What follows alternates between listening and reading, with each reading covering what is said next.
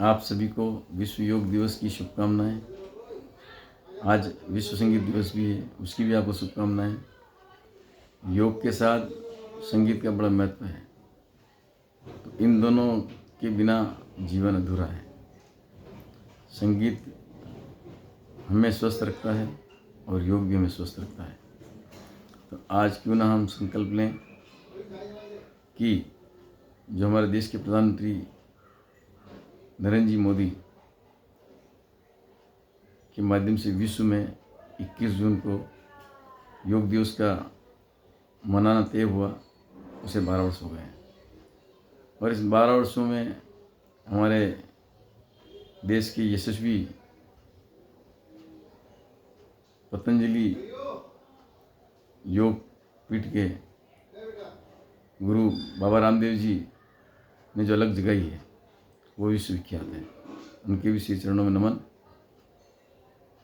आज के इस अवसर पर मैं यही कहना चाहूँगा कि शरीर साधन नहीं है सुविधाओं का। शरीर को तपाइए, आत्मा हमेशा अजर अमर है। सिर्फ शरीर नश्वर है, जो ये नष्ट होता है। नष्ट होता है अगर हम योग नहीं करते तो कष्ट से, और अगर योग करते हैं तो कोई कष्ट नहीं, हमारी देह स्वस्थ जाएगी यहाँ से। मेरा आप सबसे निवेदन है कि क्यों ना हम आज के दिन संकल्प लें कि हमारे शरीर के अंदर कोई बीमारी प्रवेश ना करें।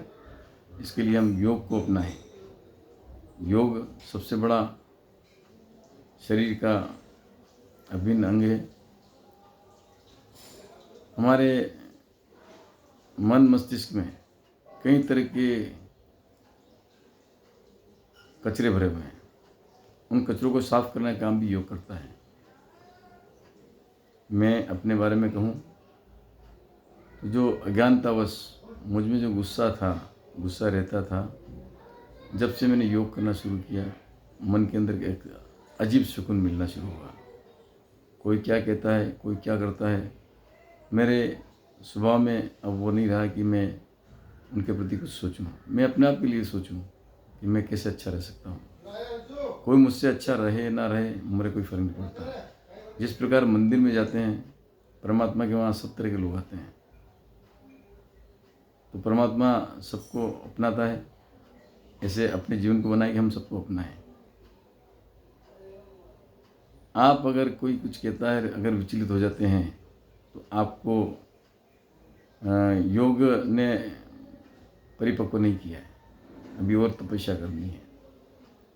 तो मैं नित्य प्रतिदिन कोशिश करता हूँ कि अपने शरीर के साथ ईमानदारी से मेहनत करूँ 1 घंटा, और 23 घंटे बाकी दुनिया के लिए, घर परिवार अपने पराये सबके लिए, लेकिन 1 घंटा मैं अपने लिए रखता हूँ। उस 1 घंटे में मैं आपको संकल्प लेने का निवेदन करता हूँ कि आप भी एक संकल्प लें कि आप भी 1 घंटा अपने लिए निकालेंगे। देखिए, मेरा नाम राकेश है। जब तक मैं जीवित हूँ लोग प्यार करेंगे, घर वाले प्यार करेंगे, लेकिन जैसे ही मेरी सांसें निकली और बॉडी रह गई, सांसें निकलने पर जब शरीर रह जाता है तो उसका कोई नाम नहीं होता है, उसका नाम होता है बॉडी। कब ले जा रहे हो? सब नाते रिश्ते सब होते हैं, वो सब अपने हैं, उनके लिए जिम्मेदारी निभानी है, लेकिन साथ में अपने लिए भी सोचना है। तो बहुत सारी बातें इस के लिए है। मैं जितना सीखा हूँ, जितना समझा हूँ, उतना मैं लाभ उठा रहा हूँ। इसलिए मैं तो हमेशा यही कहूँगा कि अगर आपके अंदर शरीर में नकारात्मक ऊर्जा है, गुस्सा है, नफरत है, राग द्वेष है, या विचारधारा को विरोधी रूप में सोचते हैं, तो उन सबको निकालने का काम जिस दिन आपके शरीर में अगर योग बैठेगा, योग का नशा चढ़ेगा, ये सब चीज़ें धीरे धीरे भागना शुरू हो जाएंगी। ये मेरा दावा है आपसे।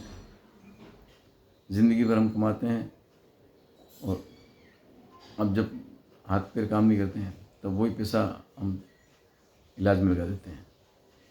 तो ये जो कमाई है आई और गई नहीं करके जो कमाया वो बचा रहे, तो उसके लिए हमें योग करना ज़रूरी है।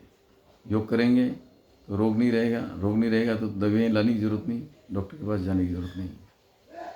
इसलिए मैं आप सबसे निवेदन करता हूँ कि आप हमेशा सकारात्मक सोचें, सकारात्मक रहें। अंत में दिनचर्या में जो अपनाता हूँ आपसे निवेदन करता हूँ, रात को सोते समय आप सोने से पहले 5 मिनट के लिए आध्यात्म में जाएं, विचार करें कि दिन भर मुझे कौन मिला, किसने अच्छी बात कही, किसने बुरी बात कही, किसने ज्ञान दिया, किसने मुझसे ज्ञान लिया, मेरे लिए क्या अच्छा है। उसमें से जो निकल के आएगा मक्खन उसको आप दिमाग में रखिए, बाकी सब कचरे को डिलीट कर दीजिए, नहीं तो दिमाग हैंग हो जाता है। तो जैसे आप सोते हैं तब ये इन बातों को आप अगर विचार करेंगे ना दिन भर की दिनचर्या को, तो ऐसी नींद आएगी आपको पता ही नहीं लगेगा। फिर जब सवेरे उठें आराम से बिस्तर पर लेटे रहें।